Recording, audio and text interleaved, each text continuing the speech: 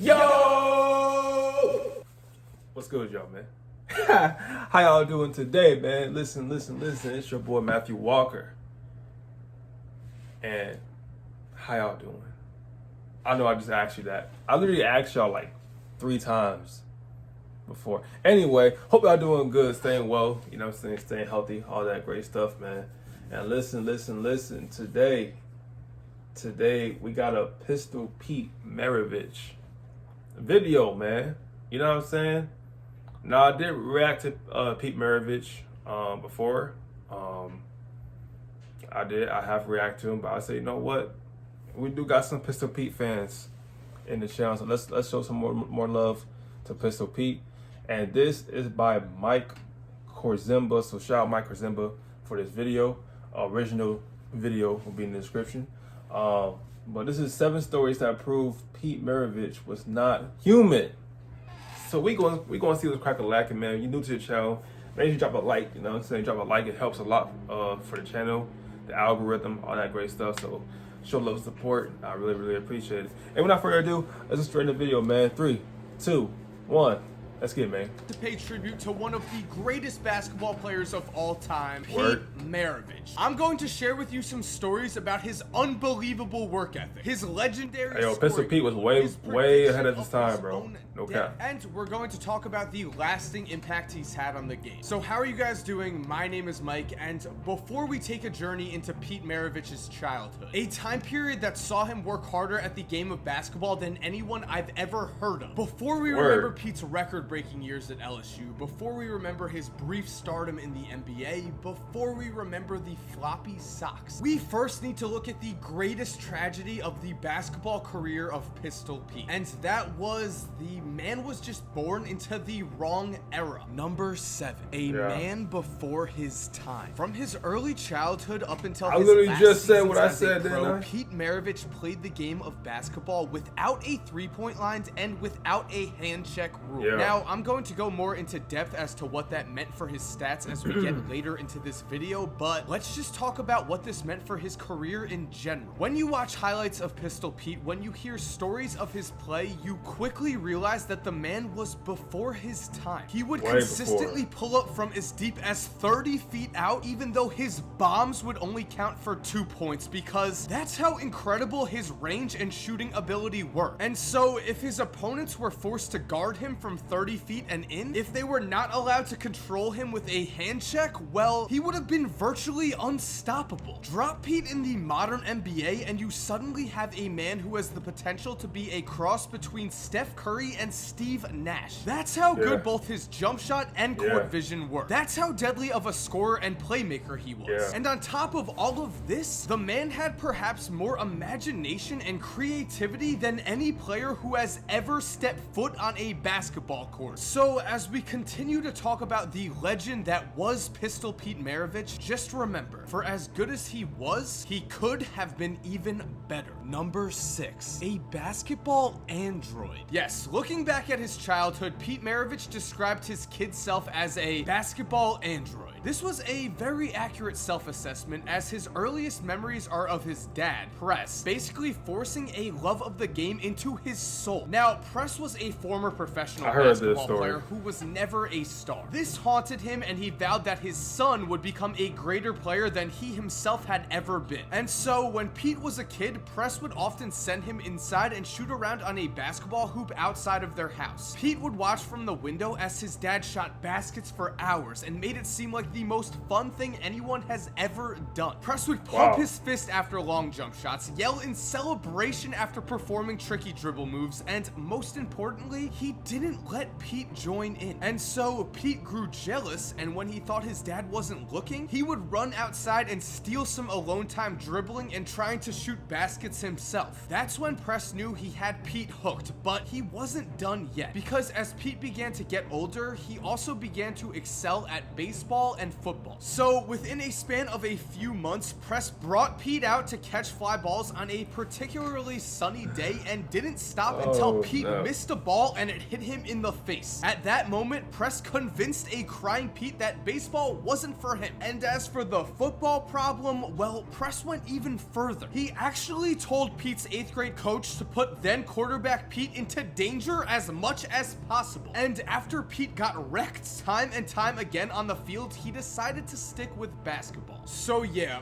Press Maravich was basically a psychopath. Sure, he was a loving father who wanted the best for his son, but the way he forced Pete to play basketball was kind of questionable. But personally, I don't hold anything against Press because Pete doesn't hold anything against Press. That's because Pete knew his dad was right. He should stick to basketball. Number 5, the greatest work ethic of all time. The way people talk about him now, it seems like Pete Maravich began to dribble a basketball the second he came out the womb. He dribbled as he walked to school. He would dribble in movie theaters. He would lie across the back seat and dribble the ball outside of a car door while his dad drove him around town. And while his dribbling practice methods were already the stories of legends, that's not all Pete was practicing. His work ethic could only be described as relentless, as on school days he would often practice as many as 8 hours a day, getting in shots before school, then working on dribbling drills and one-on-one moves after it. And yeah, he all but ignored his homework, and when teachers called home, Press told them to mind their own business because to him, basketball was way more important. And since school days were filled with basketball, it should come as no surprise that summer days were even more intense. Every day of the summer, Pete would wake up at 6 a.m., practice by himself at the local basketball court until other people showed up, play pickup games all day, then shoot free throws by himself when everyone else had left. This incredible work ethic produced unreal results, and by the time he was in 8th grade, he was already playing on his town's varsity team. It was then that he was given the nickname Pistol after dropping 33 points on a division rival, despite the fact that at the time he stood at just 5'6" and weighed around 85 pounds. But of course, eventually Pete would begin to grow, and as he grew in height, his legend grew right along with him. His high school career saw him dazzle fans with his incredible no-look passes, his unbelievable court vision, and his unlimited shooting range. No one had ever seen a basketball player like Pistol Pete, and by the time he was a senior, he had grown to stand at 6'5" and was now almost unguardable. High school competition became too easy, and soon Pete found himself scrimmaging against and dominating his father's teams at NC State, routinely lighting up starters on a team that would finish 20-4 in the ACC. From there, Pete played one season at prep school, then committed to play for his dad at LSU, where he became number 4, the greatest college scorer we've ever seen. Let it be known that Pete Maravich is the greatest scorer in college basketball history, and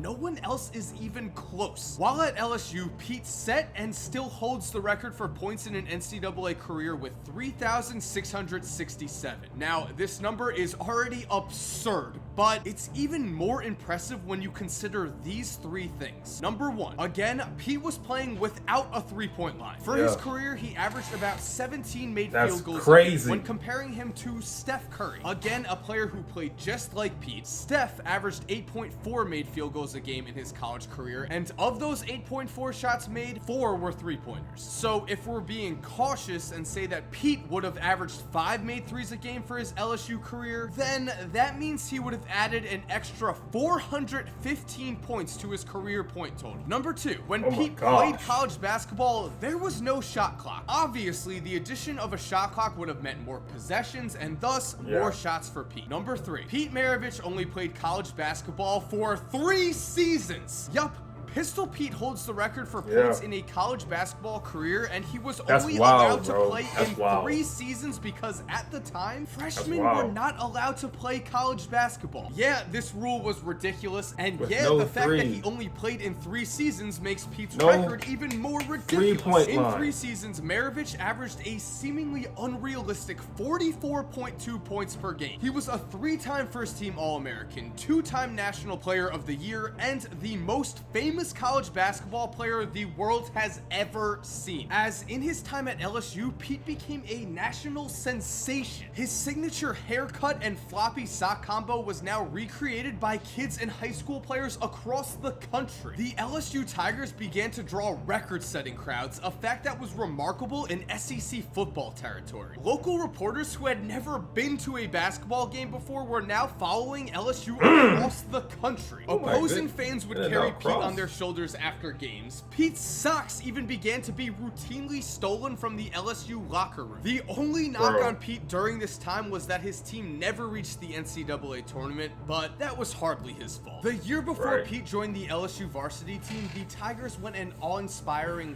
3-20, and by the time he left, the program was in a way different place. Now they were a national name. They reached the Final Four of the NIT, and as for Pete, well, now it was finally time for the Pistol to bring his talents to the bright lights of the NBA. Number 3, 68 points. Throughout his NBA career, Pete averaged 24.2 points, 5.4 assists, and 4.2 rebounds a game. He is one of only 6 players in NBA history to ever average 24 points, 5 assists, and 4 rebounds for his career. He is also the only player on that list to never win an NBA championship, which was disappointing. And as a whole, Pete's career can't exactly be called disappointing, but just like in high school and college, the individual stats and awards were always there. Pete played in the NBA for 9 seasons without any major injury concerns. Then 2 seasons after injury concerns took place. In those 9 injury-free seasons, Maravich was a 5-time All-Star, was twice a member of the 2nd team All-NBA, and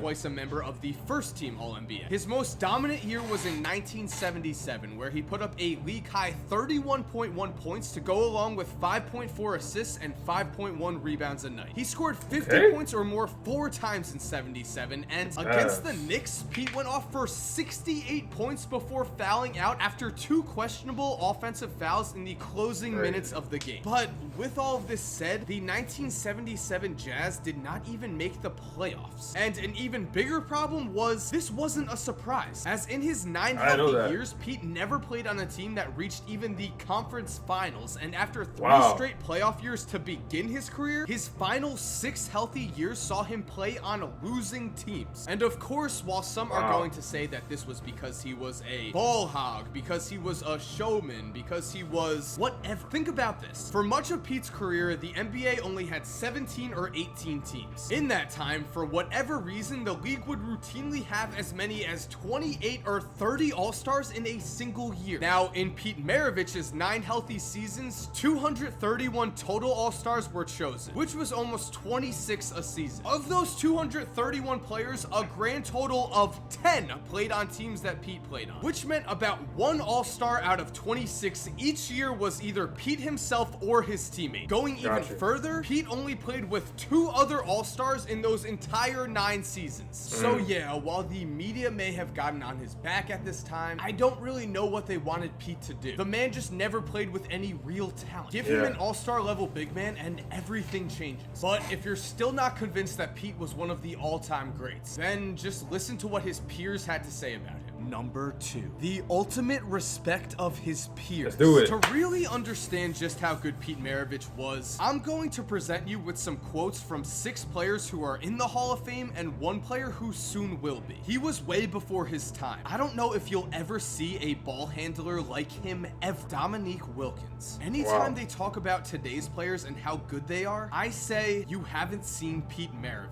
Calvin Murphy. I learned a long time ago that you take something from greatness and add it to your game. Pete showed me how to score, how to put the ball in the hole. George Gervin. He was the greatest ball handler I've ever seen in my life. He could do things with the ball that were unbelievable. Rick Barry. Oscar was the best guard I've ever played against. Jerry West was the best I've ever played with. And Pete is the best I've ever seen. Elgin Baylor. Like a master chess player, he saw things that nobody else did. Bill Walton. We're all doing things he did first. Steve Nash. And while I hope these quotes have helped to give you an idea of what Pete Maravich meant to the game of basketball, let's end on this one quote. I don't want to play 10 years in the NBA and then die of a heart attack at the age of of 40. That quote was from a 26-year-old Pete Maravich, and number one, predicted his own death. In his last season as a professional basketball player, Pete rode the bench for a Boston Celtics team that would lose in the Eastern Conference Finals. At this point, his body had betrayed him, and the fire for basketball that had once consumed his soul had been extinguished. And so, at the young age of 32, Pete Maravich retired and asked himself, what's next? Basketball had been his entire life, and now there was an emptiness in his heart that he found almost impossible to fill. The years following his retirement were filled with dark moments. He began to drink, he prepared for the apocalypse, his family and friends became more and more worried. And I could go into more detail about those times, but I'd just rather not. Instead, let's talk about the years leading up to his death. The years that saw things turn around for Pete. In these years, he found true meaning in life away from basketball. He became a better family man, a reformed alcoholic, and a born-again Christian. It was this Pete, a happy Pete, that took the court to film a quick segment of pickup basketball for a Christian radio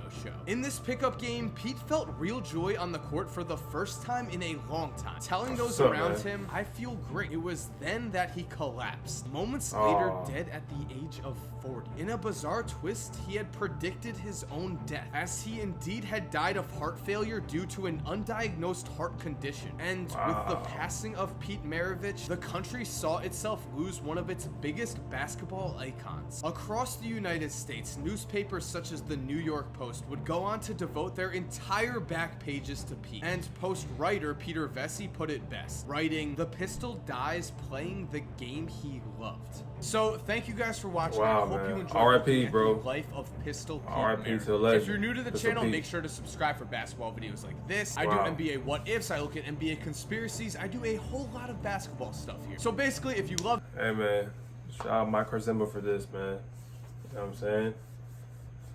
Man, crazy stories, bro. Crazy stories. Crazy stories. I'm glad he was able to turn his life around before it was too late. You know what I'm saying? You know what I'm saying? I'm glad he got to seek happiness and joy. You know, and smile again before he passed away. So, R.I.P. to a legend. You know, but yeah, man. Hope y'all enjoyed this video right here. This is a good video right here, man. Good video. Again, the original video will be in the link description. But yeah, man. Shout out Pistol Pete Maravich. Shout out Pete Maravich. But yeah, man. Obviously, if you want to see my reaction to Pistol Pete that I did before, I'll link that in the description too. If y'all want to check that out. So yeah, that's gonna be for the video, man. Hope y'all, you know what I'm saying, stay well, stay healthy, stay blessed. Love you guys very much, man. Peace. I'm out.